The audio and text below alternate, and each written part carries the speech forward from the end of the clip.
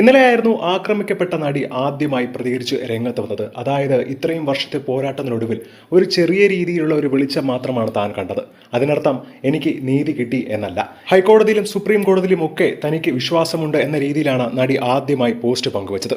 എന്നാൽ ഈ ഒരു സംഭവത്തിന് തൊട്ടു പിന്നാലെ തന്നെ നടിക്ക് പൂർണ്ണ പിന്തുണയുമായി നടിയായ മഞ്ജു വാര്യരും രംഗത്തെത്തി.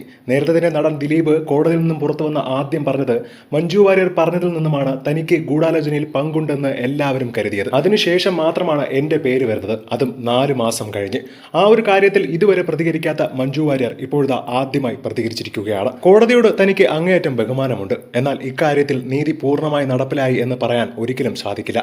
കാരണം കുറ്റം ചെയ്തവർ മാത്രം ഇപ്പോൾ ശിക്ഷിക്കപ്പെട്ടിട്ടുള്ളൂ. അത് ആസൂത്രണം ചെയ്തവർ ആരും തന്നെ ഇതുവരെ പുറത്തു വന്നിട്ടില്ല. അവർ കൂടി ശിക്ഷിക്കപ്പെട്ടാൽ മാത്രമേ അതിജീവിതയ്ക്കുള്ള നീതി പൂർണ്ണമായും ലഭിക്കൂ എന്നാണ് മഞ്ജു വാര്യർ വ്യക്തമാക്കിയിരിക്കുന്നത്. അന്നും ഇന്നും എന്നും അവൾക്കൊപ്പം മാത്രമാണ് ഞങ്ങൾ നിൽക്കുന്നത്. 8ാം പ്രതിയായ നടൻ ദിലീപ് അടക്കമുള്ള പ്രതികളെ വെറുതെ വിട്ട വിചാരണ കോടതി വിധിക്കെതിരെയായിരുന്നു തുറന്നടിച്ചുകൊണ്ട് അതിജീവിത രംഗത്തെത്തിയപ്പോൾ ഇപ്പോൾ മഞ്ജു വാര്യർ മുൻ ഭർത്താവായ ദിലീപിനെതിരെയും രംഗത്ത് വന്നു. അതിജീവിതയുടെ പോസ്റ്റ് പങ്കുവച്ചുകൊണ്ടാണ് മഞ്ജുവിന്റെ മറുപടി.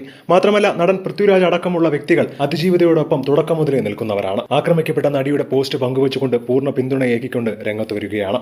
ഇന്നും ഗൂഢാലോചന നടത്തുന്ന വ്യക്തികൾ അവിടെ ഉണ്ടെന്നും മാത്രമല്ല അവർ ശിക്ഷിക്കപ്പെടുക തന്നെ വേണമെന്നാണ് നടിയെ സ്നേഹിക്കുന്നവരും പറയുന്നത്.